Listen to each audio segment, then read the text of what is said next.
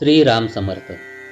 सद्गुरू श्री ब्रह्मचैतन्य गोंदवलेकर महाराज यांचे प्रवचन 5 फेब्रुवारी. कळकळीचे नामस्मरण. आम्ही सुस्थितीत असलो म्हणजे आमचे नामस्मरण अधिक होते. त्यात काही बिघाड झाला की तिकडेच सारे लक्ष वेधते. याला कारण म्हणजे आमचे स्मरण हे वरवरचे असते.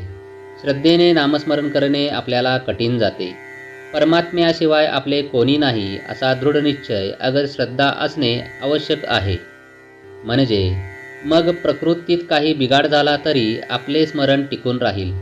द्रौपदीला आता आपला कोणी त्राता नाही असे वाटून जेव्हा तिने श्रीकृष्णाचा धावा केला तेव्हा भगवान लगेच धावून आले. असे खऱ्या कळकळीचे स्मरण आपले असायला पाहिजे. जसे लहान मूल काहीही झाले तरी आपल्या आईलाच हाक मारते, दुसरे तिसरे कोणी जाणत नाही, तसे आपले परमेश्वर स्मरणाच्या बाबतीत झाले पाहिजे. आपली भिस्त खरोखर कोणावर आहे हे संकटकाळीच उत्तम कळते. नामस्मरणाच्या पायऱ्या अशा सांगता येतील. पहिली, सुस्थितीतले वरवरचे स्मरण. दुसरी, परमात्म्याशिवाय आपले कोणी नाही ही जाणीव होऊन संकटसमयी त्याचे स्मरण. आणि तिसरी, हीच जाणीव दृढ होऊन पुढे अखंड होणारे नामस्मरण.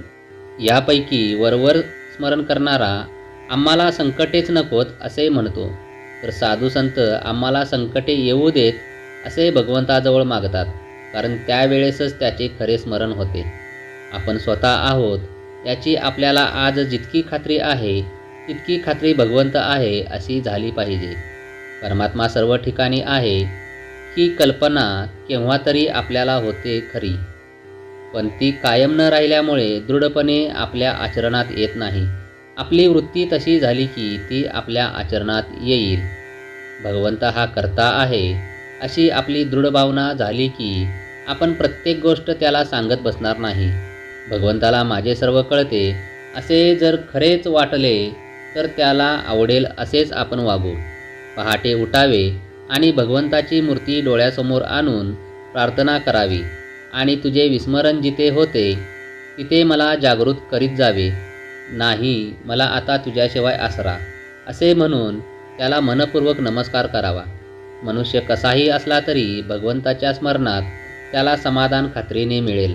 जो भगवंताचा झाला त्याला जगण्याचा कंटाळा कधीच येणार नाही.